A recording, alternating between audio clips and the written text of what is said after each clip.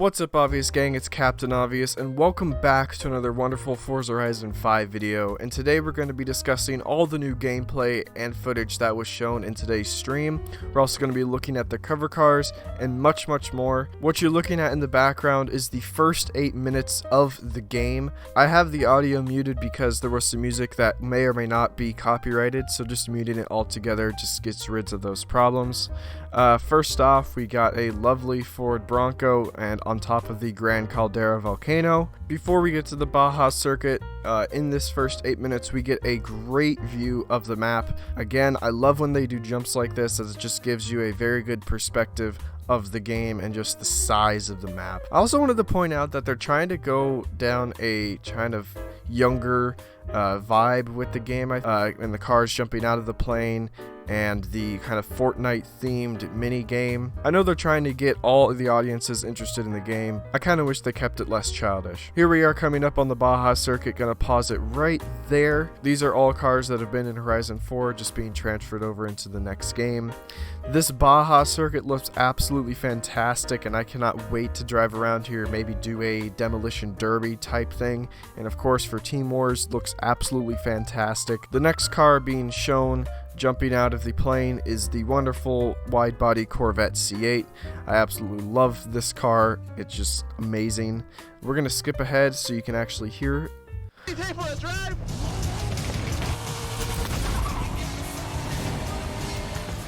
And I'll have to say it is definitely improved from Horizon 4, and I'm glad to see that they are actually making changes to the car sounds that were in the previous game. That is what I like to see.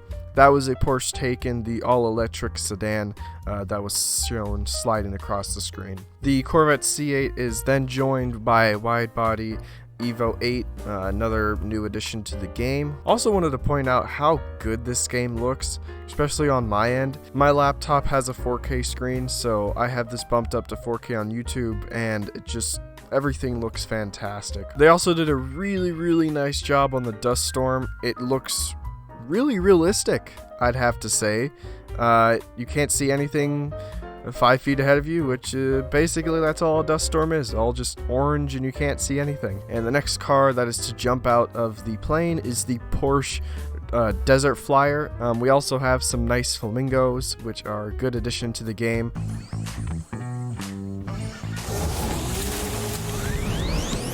Touchdown! Not even a scratch!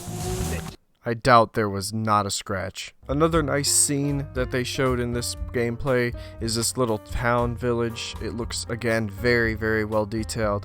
And of course, what the dog doing? And the final cinematic in this little Porsche scene are the flamingos flying off and the Mayan temples in the background. As you can see here, it transitions into the final car drop, which the car dropping out of the plane this time is the Mercedes Amg One. One thing I noticed that was a bit overkill is the amount of smoke that the car gets when it dropped out of the plane. I think you're barely gonna get half, maybe even third of the smoke that they show here. Just like, what in the world? You're not gonna get that much when you jump out of a plane. At the very end of the video, we get a fantastic look at the quarter-mile drag strip at the main festival site. It looks really nice. Everything looks detailed. I love the cinematics that they showed here. In my opinion, looks a bit too much photoshopped, but of course, Forza, you do your thing. So now that we've viewed the official initial drive trailer, which is just the first 8 minutes of gameplay, we're going to switch over to the stream, and I'm going to show you some things over there. I have mixed opinions about it, to say the least. It's the Forza Horizon 5 limited edition controller. All I gotta say is it looks like they just got all the unwanted colors in the customizable Xbox controller thingy, clammed it together and called it the Horizon 5 limited edition controller. One thing that I had to point out was the fact that if you get that limited edition controller, you actually get this car in the game, and there were so many memes in the Team War server going around that it's just pay to win, and this is gonna be like the new cross-country meta in Horizon 5, and I kind of believe it. I wouldn't be surprised if it's really good. So the next thing that we're going to be discussing is the first cars that you get to choose from in Horizon 5. I personally think that they should have gone with the way they had it in Horizon 4, which they were mainly just stock and slower cars, but instead they've gone with I would assume, somewhat upgraded Corvette Stingray, the Ford Bronco, and in the corner, the Toyota Supra. One thing that I did notice when I was watching this through with my friend was the amount of squat that this car has when it launches. Just look at it. Like, what in the world? It's obviously, it's buggy. This is a dev build, but just look at it. There's so much. I don't think it would ever have that much in real life. And they actually show a showcase event called On a Wing and a Prayer, which nicely enough they do show in the stream, so we'll skip over to that. So the car that they actually use is a brand new Ford Escort that was released by Hoonigan this year. And I'm really glad to see this car in the game, as I was looking to drive this car in some sort of video game. And this little airstrip over here is like a Mayan ruins area. We got a big old temple over onto the left, which looks like you could probably climb up and glitch it out. This area right here really gives me Horizon 2 vibes of just cutting through all the fields and how races were back in the older Horizon games. And right now we are in the city of Guanajuato, which we get a very good look at, and unfortunately this guy misses his braking point by a lot. Sadly, they didn't go in a tunnel or just underground. One thing that really caught my eye, and my friend's eye as well, as we were watching this, is this weird like ramp thing towards the end of the showcase, and it'll come up right here. It's like made out of wood, it has a barrier, and it goes very steep down, and we were freaking out and trying to figure out what it was, and we know for a fact that that's not like in the map or in the game itself, so we realized that it's probably something related to Super 7 and the event labs and that whole thing. So kind of nice. And they actually showed the ending of a race now, which I really like, and it looks really clean and just smooth. The next 20 minutes of the stream they actually spend getting out of cars and just driving around the map, so we're going to skip ahead and just skip around a little bit in the stream so you don't have to watch the full 20 minutes.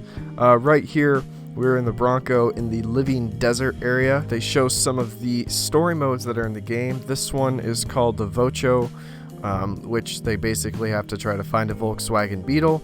And the next one, if we skip ahead, is you have to go with this photographer to the top of the mountain or somewhere and try to take photos. In the next scene, they show the lovely Mercedes AMG One driving around in a new biome that they called the farmer or the farmer's field area. We're currently in track mode, and we'll transition to street mode. So you see those fins over the wheel arch close, the spoiler dips down, and the car actually raises on its suspension. So if you need to get over a speed bump or pull up into your drive, then you might put it into this mode. It also kind of smooths out some of the lines, looks a bit sleeker. The cool thing about that is you can just click that button whenever as you're driving around the world, and it really changes the performance of the car as well. The next car that they showed, I actually have this on a piece of paper. Where did my piece of paper go? It's a 1967 Ford Mark I something rally car that was used in a rally race from the UK to Mexico, but still kind of cool that they brought that car and showed it today in the stream. Next car that they show is the electric Bronco. Kind of a Dakar rally build. I don't know who exactly built this IRL. I would have to do some research on that, but otherwise really cool to see that they drove it around. The next car that we'll be checking out, and probably my favorite car that they added into the Horizon series, is the big old fat Ford Duramax, and I am just really excited to see this car in the Horizon series. The next car we'll show off is the Porsche Macan, another kind of Dakar rally build built by LP Racing.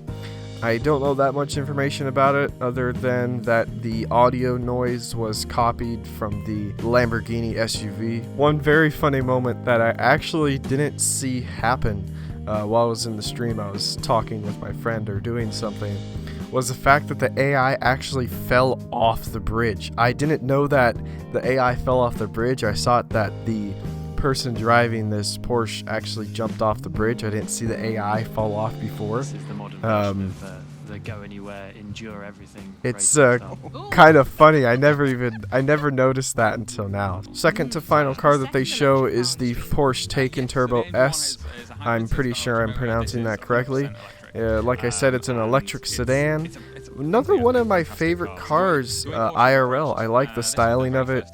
Even though it is electric, I'm not for electric cars. I just I don't prefer them, and there's many other things that goes into me not liking them. Final car that they show off here is the Sierra XT3 or something like that. It's a very high power, low weight, just very aerodynamic, powerful, small little car. If that makes any sense. It reminds me of the BAC Mono in Horizon 4, and I kind of like those stylings of cars. Just light, high power, rear-wheel drive cars. They just seem very fun to me. And the final thing that they actually show that's quite interesting, when he jumps the Sierra off the cliff, you get a very good look at the east part of the map, which is something that we haven't seen very much. Other than that, the Q&A wasn't very helpful.